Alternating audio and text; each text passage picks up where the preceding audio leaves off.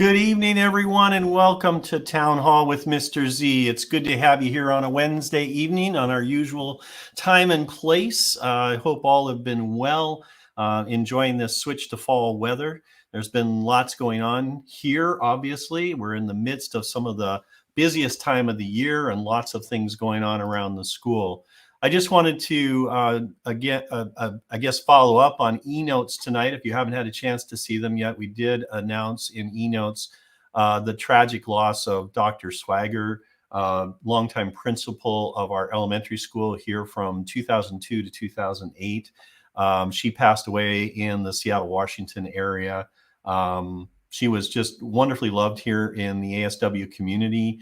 And please take a look at e-notes tonight and offer any memories you may have from her time here. We know we have some families out there that certainly knew Dr. Swagger and enjoyed her time here. So please feel free to go to Zimplicity and log your memories, your comments to the family. We'll direct them to that page as well. If you want to send anything written to us, either in email or in paper form, you can direct it to my office and we'll include it into a family memory book that will eventually package and ship to her surviving husband, Peter Swagger, who was also part of our community as our security coordinator during the time that Donna was here. And so we've been in touch with him. They're having a memorial service for her this coming weekend on Saturday in the Seattle-Tacoma area. And so we, of course, want our thoughts to go with them in memory of a fallen warrior. We take that very seriously, and staff as well who worked with her are going to be provided with some opportunities to bring memories to this as well. So again, just highlighting that for you. Also, the vaccination survey is still up, and there was a reminder in e-notes tonight. I want to make sure and say it here tonight. That really goes, fill that survey out. A lot of it, what we're able to do at school depends upon your interest and confirming for us what it is that we should try to provide. So please reach out to us and make sure you fill that survey out so we know the numbers that we're looking at for those events that we're planning to schedule. With that, we've got a wonderful school activity going on right now that's getting ready for a big moment. And so for that, I'm going to bring Mr. Pavlos into the room. Mr. Pavlos, good evening, sir. Good evening, Mr. Zerflu. How are you? Just fine, sir. You've got something really big on the near horizon here. Tell us about it, and I'll throw your graphic up, and then I'll bring the kids in. Well, thank you for having me and having us. I'm joined by two members of the production of Footloose. This is Sherry, who is the assistant director, and Ryan, who plays the role of Reverend Shaw Moore. Hello. The show opens 2 weeks from today, in fact, on October 20th, and runs at 6 p.m. on the Wednesday, the 20th, and then at 6 p.m. on the Thursday. And in fact, we actually open on Tuesday, the 19th, during which we're going to do a dress rehearsal / performance for the grade 8 students during the school day. So yeah, we're very excited about the production. We've been in rehearsals for roughly 7 weeks. So 7 weeks, thereabouts. So it's gone by very quickly, but we certainly look forward to sharing the show in 2 weeks' time. Excellent. Well, kids, tell us about the show and tell us about what you've put into this, and give us a nice backdrop, or give us the sales pitch, if you will, for Footloose, so we can get lots of viewers online. All right, Ryan, should I go first? Yeah, you can go ahead. All right, so everybody knows Footloose, the movie from the 80s. I'm pretty sure many of the parents know this movie from when they were younger. It's really just about not only one love story, but a love story between two younger kids and also the parents and the entire community. A love story on how dance and music can really unify a community and bring everyone together, just like a musical brings everyone together in ASW, which I'm very happy about. Very excited. Yeah, Sherry really hit it right on the nail. Yeah, it's an amazing story. Like Sherry said, it was an '80s movie, which I'm sure a lot of you are familiar with. Yeah, it's a great story about a community and how you can really like amplify your voice and kind of get everyone together to benefit your community and make a change. And it's an amazing story. I'm so excited to be a part of it, especially in my first year at ASW, and I hope you all can hopefully you all be able to view it and can enjoy it. We all have, of course, a familiarity with this through the movie, and so there certainly is a connection to pop culture in terms of this storyline. Tell me a little bit about what you have done to kind of bring this to the stage and maybe make it a little bit unique, so that it'll have its own ASW flair to it. I'll just quickly preface this by saying this is maybe the biggest dance show that we've I was done going to so guess. far. And the title's Footloose, and so the assumption is, the expectation, I think, is among the audience, is that there will be a significant amount of dancing, and they will not be disappointed. I think Sherry can speak to how things have come together, I think, a little bit over the last 7 weeks of rehearsal. And I'd be curious to know, Ryan, like coming from where you came from, and I know you were involved in production there, like how you feel like the flair for an ASW show is somewhat different, if it is different. Yeah, I would say that even though ASW is a smaller school than my old school, they've really just kind of brought it all and brought it to the same level. I mean, it's been so amazing to see like all the dances come together, but even some of the songs, Mr. Pavlos and Sherry, you'll know that we have definitely some really difficult and really layered songs in, and maybe Miss B as well. She'll know that we have some really layered songs and some amazing scenes and all of these elements that go into this musical that are really great. And I think that ASW is really just going above and beyond, at least what I expected going to a smaller school, and it's just completely blown me away with how much this show has come within these 7 weeks. Oh yeah, definitely. And this, in comparison to last year's show, it's not as tech heavy, but the tech that we're using is very, very different. There's going to be a bunch of live transitions, so visually it's going to be a very visually flowing show, and it's going to be just look great and go by super fast, and the audience will be able to tell, but it'll be such a fluid transition from one scene to the other, and it's just going to be beautiful. Yeah, and marvelous. yeah. Sherry already is using, as you can tell, the language of a director. So she, I think, hopefully this experience as assistant director, as a junior, I'd like to point out, which is uncommon, is you're building that confidence, Sherry, and like for what it's worth, and I think Ryan hopefully would agree, you certainly have the confidence to manage like a rehearsal of 40 plus kids backstage and on stage. So doing a great job. Yeah. I was just going to ask you about the size of the cast and the backstage. So you've got about 40 people involved. And then you've also got a whole range of adult volunteers that are assisting and supporting you as well. So kind of give us a sense of that, Mr. Pavlos. Well, in fact, we're at 46 right now. We've added a couple members for the hair and makeup crew. I think there's there's an interest.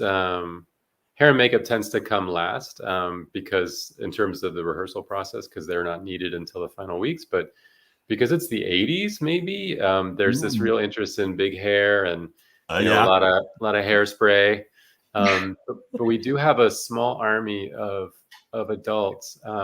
There are 2 people on the costume crew. Miss Cecilia Chenska and Miss Rihanna Schleif are working on the costume crew, along with student leaders.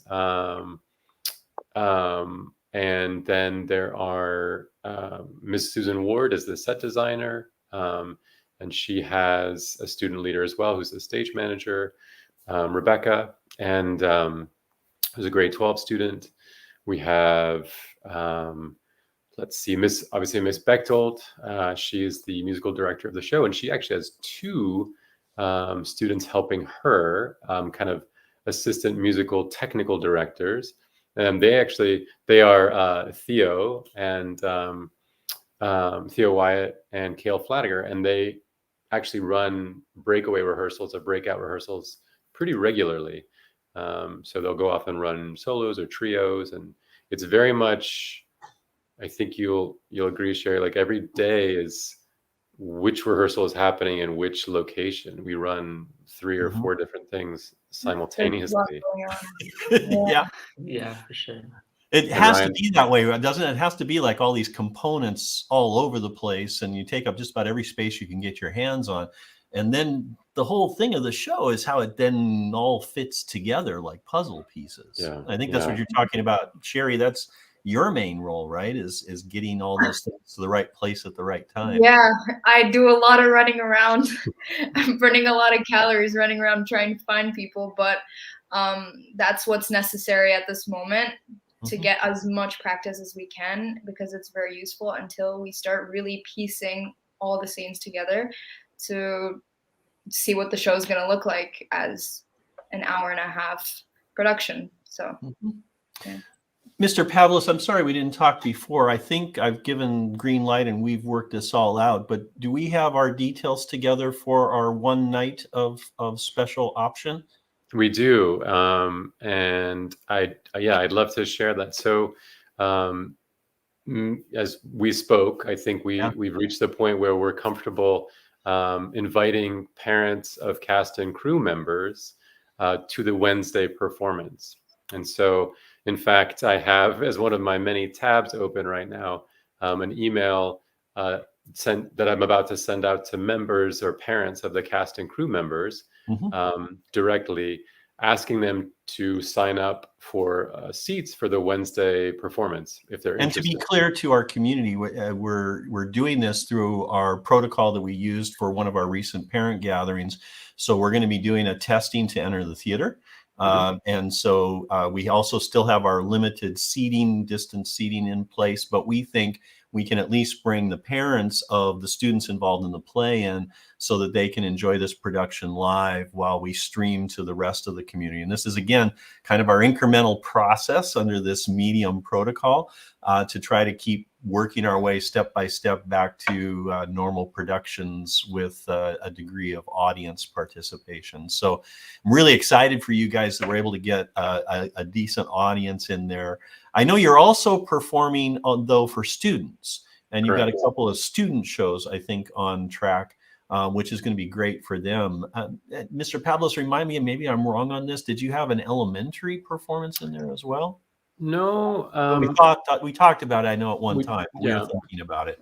I think there's some other things from drama department from middle school that's going to be absolutely. doing There's some middle school performances and some high school dance performances. I think that we'll have a full house of elementary students in the upcoming weeks. So they're certainly going to be treated to some live performances themselves. Absolutely.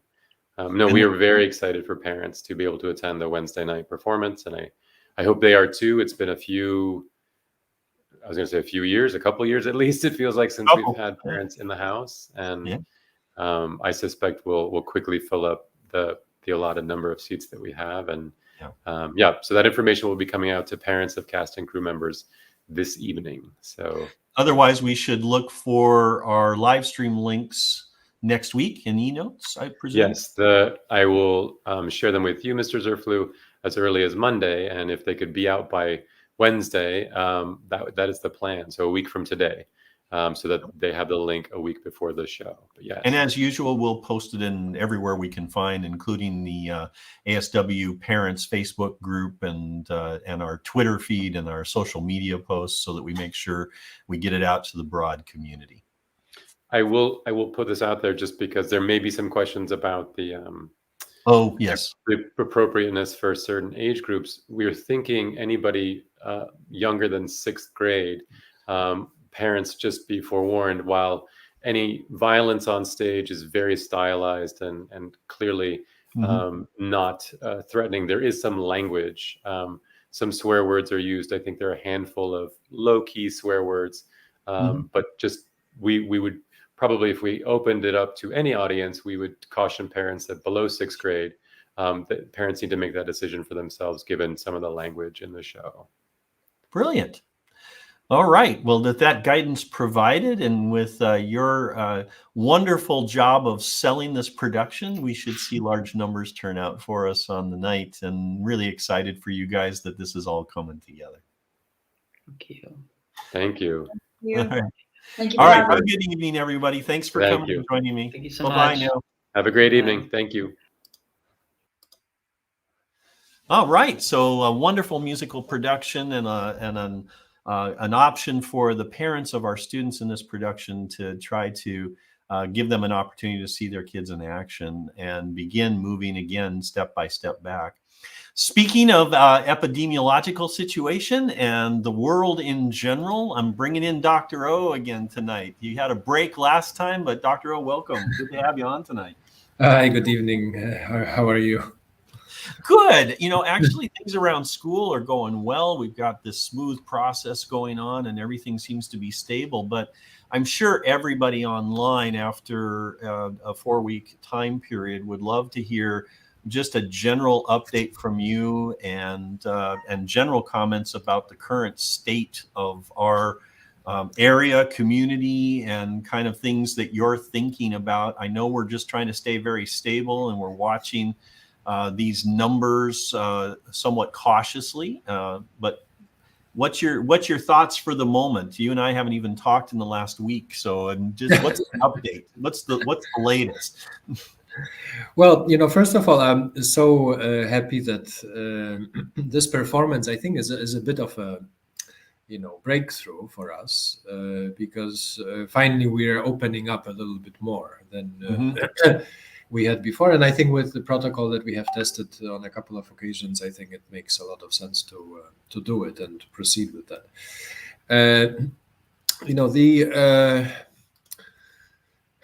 It's a mixed bag of numbers, out there. So on one hand, you have the booster dose becoming available to a wider audience. So now it's about 50-year-olds and all the healthcare workers. So I am scheduled to take my booster on Tuesday, the next Tuesday, because I had my flu shot 3 weeks ago. So I had to wait for the 4 weeks to get the COVID shot. So that's good news. I mean, the bad news is we're still at 50+%. We're not nowhere near 70-80%. Okay? And that's Poland's number. That's Poland's number. Okay. It's better than Bulgaria and Romania. Okay, but it's still far from what we would be expecting for these numbers to actually make a significant dent on the progression of the pandemic. Now, the numbers in terms of the infections, they're not very high. To be honest, I am surprised they're not that high, and it may be caused by the typical approach of the Polish government, and I'm sure many governments do it as well around the world, of reporting those numbers with a slight delay. So they say it's the numbers from yesterday, but most likely these are the numbers that have been submitted maybe a week ago or maybe a couple of weeks ago. Because you have to remember that everybody is submitting kind of as they go. So it's the numbers that the ministry received yesterday, but by the time it gets to the ministry, it has to first go from the primary care physician. It has to go from other places where they do testing, etc., like our practice, etc. Apparently, it's the system now. But anyway, everything is reported with a slight delay. So I assume, and looking at the progression, I was expecting to hit about 4,000 by mid-October, which will still probably be the case. So we're at 2,000 as of yesterday, which is kind of, I think, about 70% higher than we had last week. So with this doubling or so every week, we will probably get to this 4,000 cases by mid-October, which in reality will be obviously much higher. Now, the Delta, and I think I spoke about it last time, the Delta is actually much more infectious than the Wuhan virus or the Beta variant, the British variant. So the reproductive number for that Delta variant is closer to 6. Sometimes they even say between 5 and 9. So it's as high as 9. So remember, the first one had about 2 to 3. So one person could infect between 2 and 3 others, unmasked, unprotected. This one can infect up to 9 people. So it is quite infectious. It is more serious, actually, in terms of the course of disease in the unvaccinated.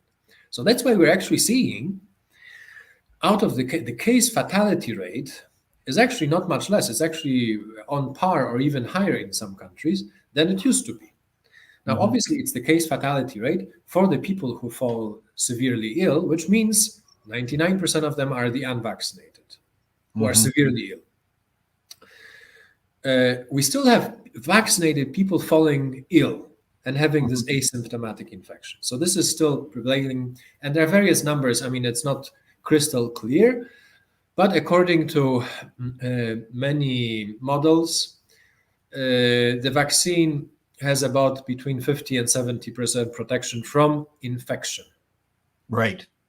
Now, it has the higher percentage protection from serious illness. Illness. But based on the breakthroughs now, we're seeing more in the range of 50 to 60%. That's the point. And I think, so coming back again to this vaccination, and it's always been the kind of the understanding, but I guess different countries understand it differently and different people understand it differently. So the vaccine protects the vaccinated person from serious illness, but it does not protect the unvaccinated person or another vaccinated person from getting ill from that vaccinated individual. I don't know if I made myself clear, but the point is that a vaccinated person can still get infected and infect others while themselves being protected from severe disease. Okay?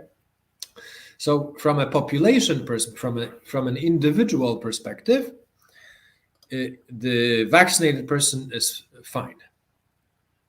And if we had 80%, 85, 90% of the vaccinated population, the pandemic would end essentially. Because everybody would be fine. We would not be having all those hospital admissions. We would not be having severe cases. It would be a bit like a flu, like we've had so far. I mean, we had normally pre-COVID, we had between 5 and 6 million flu cases every year in Poland. And so that's way more than we have COVID cases, 2-3 times more. But we only had, probably a few hundred, if not less, deaths from the flu. And that's the whole point of getting the vaccination to as many people. From a population standpoint, it makes a lot of sense. But since we don't have that threshold met, the vaccinated people still have to protect themselves to protect others. It's not to protect themselves, but to protect others from getting ill. So even though I am vaccinated, I wear a mask all the time because I can still be infected. Except nobody is now, nobody or the government is saying, oh, you're vaccinated, so you don't have to you can travel without any precautions. You still have to wear a mask, etc. But it's not really true. I think the vaccinated people should still get tested because they could still spread. They should still wear a mask. Everybody should still wear a mask. So that's why we have to be cautious about the fact that even though, in ASW, we may be actually close to herd immunity, for example. And that's what I was just going to ask you, because, we just reported last week, and you and I did talk about this, that we now have documentation that says we're north of 83% amongst our 12 plus population. Certainly we were there with staff. We knew we were 85% plus on staff. Even at the end of last year, but the kids through, and again, they may not all be fully vaccinated yet because some of them are still in first shot and waiting for their second. But generally speaking, we're north of this 83% line. And it does cause us to ask the question about whether we have this kind of sub-community with herd immunity.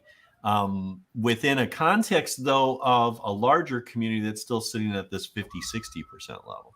Yeah, absolutely.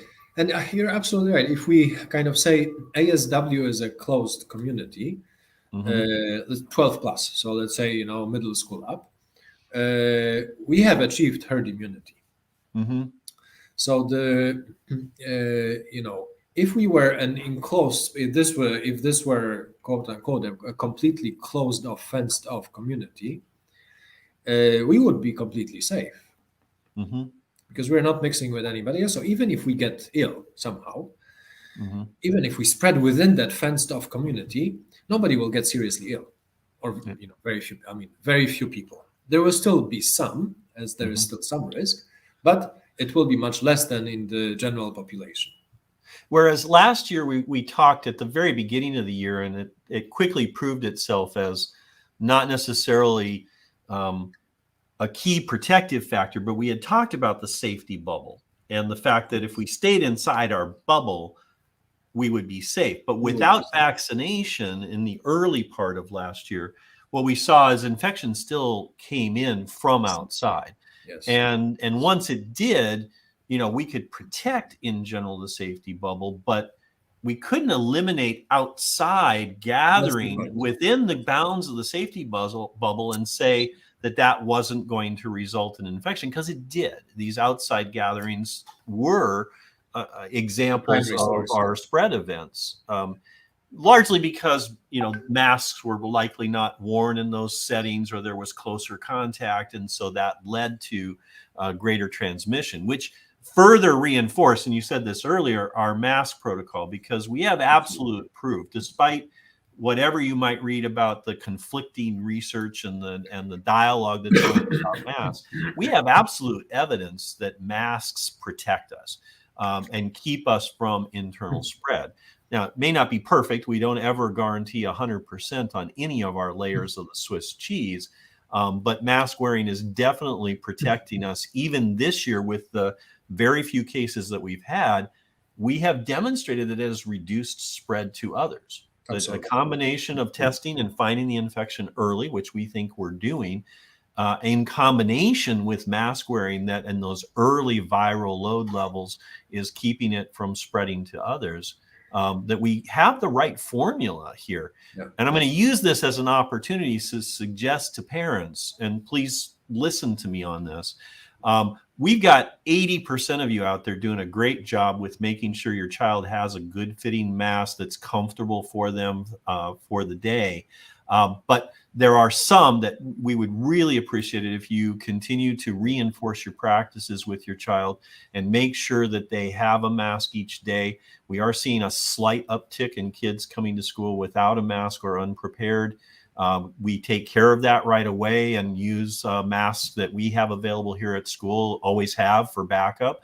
But it's far better if your child, through support at home, has a mask and is wearing it regularly. And again, this is primarily a plea to elementary, which we know is a challenge, but the vast majority of our kids, 80% plus, are doing a wonderful job of managing their mask wearing. And again, when they're outside, we let them take the masks off, but we also encourage them to manage and make sure they've got that mask. Again, your teachers can help guide you on this, and so you can check in with them to see how it's going. But please keep us going on this because of what we just talked about. There's still this outside threat, and particularly for our younger kids who are not vaccinated. And while we can't predict how severe a case a child will get, there is that potential, and that's what we're protecting from. Absolutely. And we have to continue. And, as I was mentioning, I think a couple of, not the previous, but the previous town hall, this academic year, I think we just still have to be at the same level of vigilance as last year. While we are obviously keep on vaccinating, keep on getting the boosters, keep on spreading the word to others. Because again, for us, the vaccinated ones, I think we know and we are convinced. I think it's convincing the others that is the key point here to help, and I know it's big words, but help humanity conquer this awful little bug, which has really wreaked havoc. So, so again, talk as much as possible. We by now have, even in Poland, Poland has administered 37 plus million doses of the vaccine, and as you know, completely safe. I mean, there have not been any cases of even anaphylaxis that were reported. So again, completely safe and clearly protective, based on many studies from many continents, showing the protective effect of the vaccines, even against the Delta variant. And again, the more we are protected against the Delta variant, the less chance there will be another variant. Mm-hmm. And that's the whole point. We really need to make sure that the virus doesn't have too many opportunities to mutate, and it won't as long as sufficient people are immune somehow, whether it's through vaccination, whether it's through having had the disease and having some immune protection. But it's all in our hands, as is the behaviors, as we have always discussed. The behaviors that we institute in school, at work, amongst our friends. This is also activities that will reduce the risk of further spread. These are activities that will protect the entire communities. And in that vein, we've got two, I would like to call them pilot programs that we want to announce tonight. These are programs that we have talked about previously, or that we've been working towards getting to a potential use of. And so let me just bring your slide up on the screen, and I've got to be able to turn page here, but we've been talking about this for a while. The first one, for sure. The second one is a little bit newer, but let's start with that first one. We've long wanted to get to a point of offering a weekly testing service for our parent community. And having enough interest in this on the pilot basis, being able to open up the opportunity for parents to be in our midst in an incrementally increasing way. Now, there'll still be limits on this, and we're still working out the details. But why don't you talk about the weekly testing service and what we're proposing here? Yeah, I mean, this is just an extension of what we are doing for the school community, the students and staff, and extending it toward the community members, so parents, spouses of the staff members, family members, household members, nannies, etc. The way we propose in the pilot to structure it is, you will be able to purchase on our website a voucher for a selected number of tests. Okay, the voucher will be valid for one semester or one trimester. So the trimester will be September to December, beginning of the year to end of December, 1st of January to end of March, and then 1st of April to end of the school year. With obviously the intent that the testing is done weekly. Okay, so again, in the same scheme that is being done today at ASW, and the testing station will be open to those individuals who purchase those vouchers on Tuesdays from the morning until 4 p.m. The pricing will be 50 zloty per test. Okay, we were thinking of having a minimum number, because obviously, for us, the only financially feasible way of making this work is to have pooled testing, so the same way as we do at school. So, but for now, we want to just gauge the interest, so we don't have a minimum, especially that here we are, kind of halfway through the semester or through the trimester already. So you can purchase even one test. But obviously we encourage that you guys purchase in advance a few, so that we also gauge the interest for the longer time period. And there will be a one-time fee, which will be added to the order of 50 zloty for the access to OK for School. So you guys have already your accounts, but now in order for us to activate all the features, we will charge a one-time fee, no monthly fee, but a one-time fee of 50 zloty. And that would also include, as you mentioned, you've got family members and household members in this list too. So that would get them up on OK for School, Yes, so that absolutely. they can use it. And reminder that our program is about that daily attestation as well as the testing in order to get that green status. Yes. And I think the question that we still need to discuss, and it's obviously up to John and the school leadership team to decide, is what benefits will you have as a result of that program? And that is again for for John to communicate. And I'm sure those will maybe start small and then grow bigger as we go into the school year. Yeah, and certainly, we'll have that conversation and have already started to have that conversation. We've known this program was coming since last year when we first projected we might do it. We actually did a pilot last year, but didn't have as much uptake in it because of the significant spread that was going on. But we see some viability for this for the remainder of this year, and certainly some degree of inside facility access may be able to be facilitated by this. And then our cohorts will have to be more measured and kind of incremental based on our feeling of safety associated with the program. So we're going to be very thoughtful and very incremental in this, but we're looking for the testing community. Certainly a priority would be given to those who are volunteering and working with the PTO and their activities to expand their pool of individuals who would have access to the school facility. I hasten to mention we're still limited on cafeteria access, so we're not all going back into the cafeteria right away. Again, the limited access that Dr. O suggests is definitely something we want to be talking about and incrementally expanding as we get people who take on this pilot program.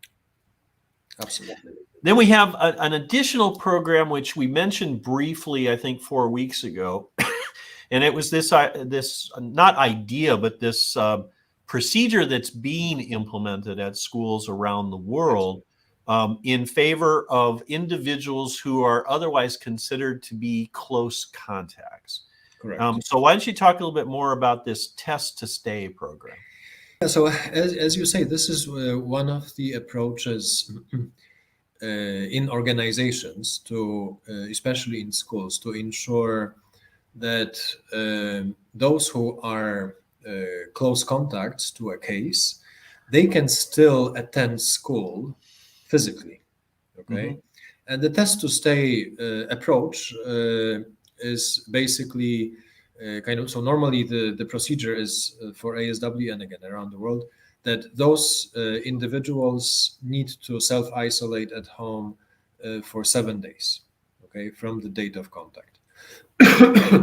Now, the alternative is to actually get tested every day in the morning, okay, for 7 days.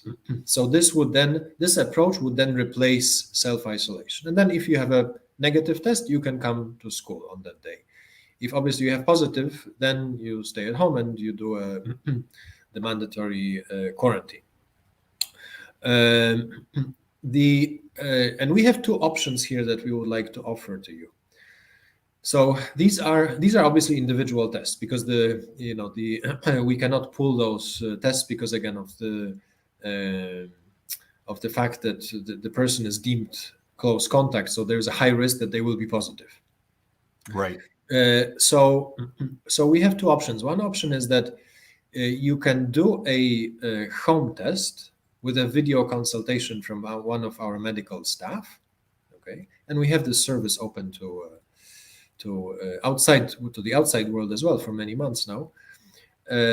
But we would then offer it to you, and you can test your child or yourself every day in the morning before you leave home, and then you can know whether you take your child to school or not. Okay. Or you can take your child to school, and then do a drive-through test at school. Okay. Now, since these are individual tests, the price also is unfortunately higher. So normally we charge for these individual video consultations 109 zloty, okay, through our website.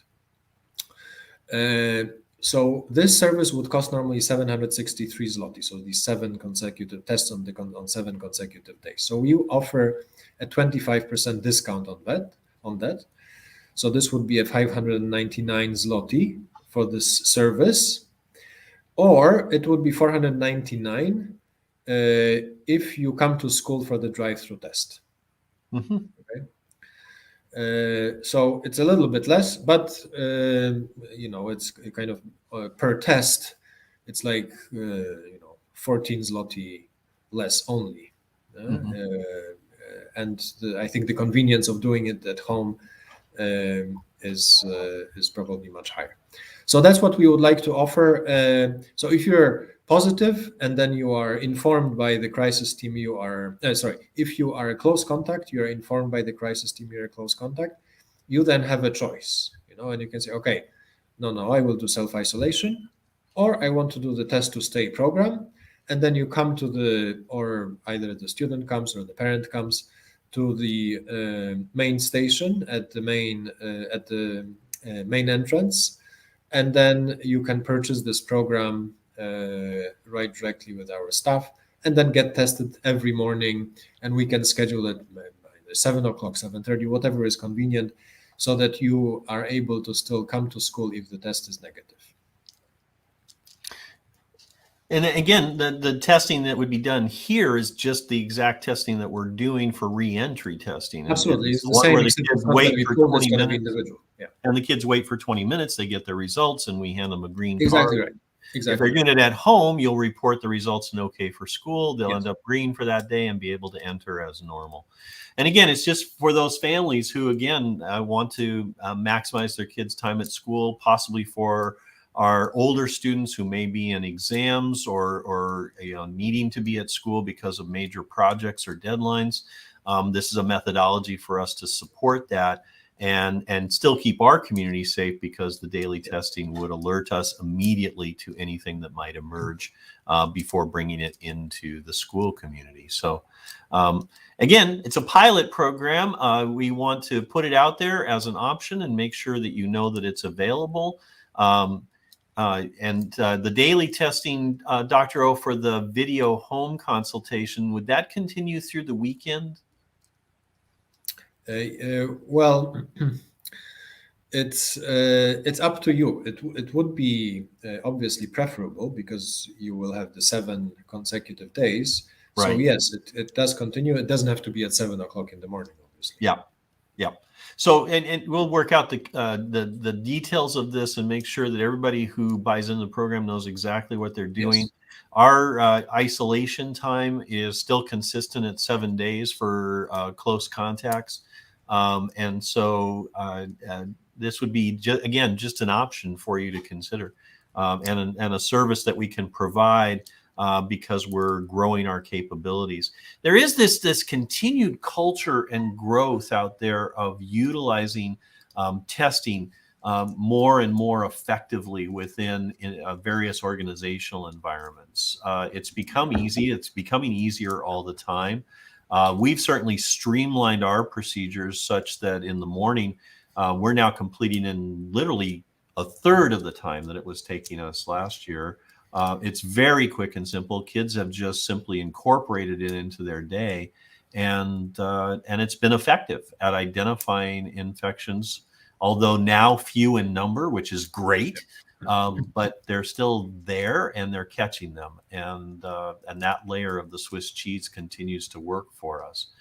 And as you say, I think the awareness of the importance of testing to protect the communities is very high now, and we continue enrolling new customers, into our protocol and into our weekly testing protocol.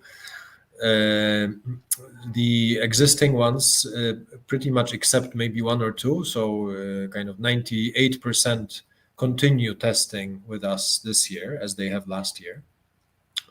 And we are adding also new quote unquote industries. So we have had a little bit of experience with events. Now it's actually quite significant. So there's a lot of events that use, again, it's your protocol that we have first deployed with you guys. And now obviously worldwide it's being used. And we also have, apropos your theater play, we also have the movie industry. Which obviously returned to significant activity, and we are now testing, I think, on three different movie productions. The one point that's out there, and I know everybody will be very much aware that there's, if you're vaccinated, you seem to have free reign, and we're just not there yet. Not in a school community where, again, our younger population still does not have a vaccination option. Right. That for us, vaccinated is just not sufficient. It might be for a venue that has an event going on, or that has rationalized that for a largely adult population, but in a kid and educational environment, we're just not ready to go there yet. It's in our plan to consider that and potentially move to reducing frequency for vaccinated individuals. But we still have enough of a mixed environment that caution is still warranted. And for all the reasons we've talked about tonight, whether it's the limitations of herd immunity or the variants that are still emerging, we still have to be thoughtful.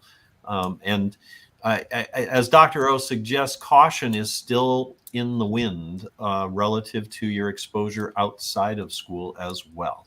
While we recognize that there is a general air of safety and throwing caution to the wind in the community outside of school, for sure, as we walk down the streets and see how these things are coming back together, large events, venues reopening, there still is a degree of cautionary statement here about what that might expose you to and what it might inversely expose the community to. So our thoughtfulness and cautiousness needs to still be in the air. And we appreciate everyone's earnest efforts in this regard.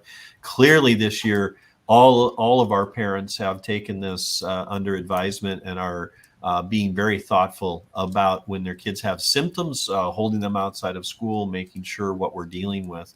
And it's hard because some of the symptoms that you're seeing also denote strep throat that's going around and flu and bronchitis and allergies. And we know that. But the caution is definitely there and being thoughtful. Maybe one additional word, Dr. O. I know we've been thoughtful about over-the-counter tests that are generally available now out there. They range in sensitivity, so we still would provide cautionary statements about general over-the-counter available antigen tests. Yeah, I mean, to be honest, so I looked on the German regulatory authority for tests. They are extremely precise, with everything, as you can imagine, Germans. And they actually list every antigen test that is now approved in Germany for commercial use. And there's over 500 of them. Yeah, this is what we've always been afraid of, right? Okay, and it's amazing because, a year plus ago, there were 5. Okay? Yeah. Now, to be honest, I have not found a test that is better than ours. Okay. Mm-hmm. So the one we have started using, and again, we have done a lot of research before started using it, and there isn't one that is better. There are some which have a little bit better sensitivity, but worse specificity. There's others which have better specificity, but poorer sensitivity. There are only a handful, literally a handful, that have been tested so deeply and so broadly like ours. Mm-hmm. There's literally 3 or 4 others that have been, tested in such wide populations in a scientific way. I'm not talking, because we can say, oh, we have our experience. I'm talking about scientific publications and clinical trials. So the what I mean, obviously you can buy those tests, but it's a little bit like dietary supplements. Yes, you can buy a vitamin D supplement, for 10 zloty, and it will have maybe 200 units, international units of vitamin D3, and the required dose for an adult in autumn and winter in Poland is 5,000. Mhm. So Yeah. you would need to take 20 cups a day to actually get close to your recommended daily dose. Mhm. But the recommended daily dose for that cups is 1. So you're getting nothing. So you may as well not take it. So the point is, if you don't have any other choice, yes. But I think there are so many choices. And again, with the offering that we have, and many other companies have. I mean, I'm not saying we're the only ones out there, but there are many other reputable companies that offer good tests. So I encourage you to use those. Mhm. And again, frequency and using testing, and if it's I think we've always talked about, if it's a slightly lower sensitivity frequency, using more than one Using more period of time absolutely. can increase the viability of it as well. And now, so now it's all about there is frequency, sensitivity, specificity. They all go hand in hand. And now there is this I think consensus also that if you are using a test once, so you're kind of okay, I want to see, you actually should use it 2 times, 24 hours apart. Right. And in fact, there were tests in the United States, I noticed during the summer, they were selling them all as 2-packs. As 2-packs, because Yeah. that's exactly right. So this is a bit our protocol that we use at ASW, which is this frequent irregular testing, but done in a single use case. And the single use case cannot be single use because again your sensitivity is then much lower than even the reported one. So it's only when you get 2 tests sequentially within 24 hours from each other, then you get closer to the sensitivity that is reported. Which is what you want to do when you're in a situation where you think you've been exposed, because then you want to definitely have the early identification. Correct. And in order to provide for the safety. All right. Well, again, thanks to you for these new pilot programs. We'll be pushing out more information about it either later in the week or on our Monday weekly message. They'll have links to the EPIXPERT website so that you can actually begin your ordering process if you have an interest in either of these programs. Of course, that's primarily the weekly testing. The test to stay wouldn't be viable unless you had an interest in doing a 7-day sequence of testing, as we just said, because of a concern, or you've been isolated as a result of an exposure here at school or outside of school that we've identified through contact tracing. So thank you again for putting that together and continuing to serve our community. It's been a pleasure as always. Pleasure is all ours, and we are really happy, honored, and thrilled that we are somehow making a positive change in the lives of those kids, because again and on that note, you helped support another pilot program that we did Monday for the first time. EPIXPERT stepped up to both the British school that you're working with as well as our school. And with pre-testing of our teams, we were able to put a soccer match on the field on Monday afternoon. Correct, yeah. So exciting for our kids. They really had a great time. And that wasn't just our field, but our girls were on the British school Cool. field at the same time. They effectively crossed paths halfway and under the same protocol. And we had our first full-scale competition, and based on the success of Monday, we're already planning our next opportunity. Excellent. So we're excited about So that. happy to hear that.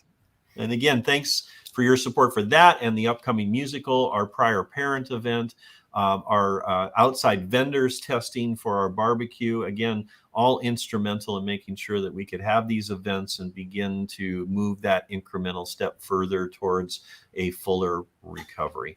Fantastic. Thank you so much. Sir, thank you for joining us. Thank you. Appreciate it. Take care. Have a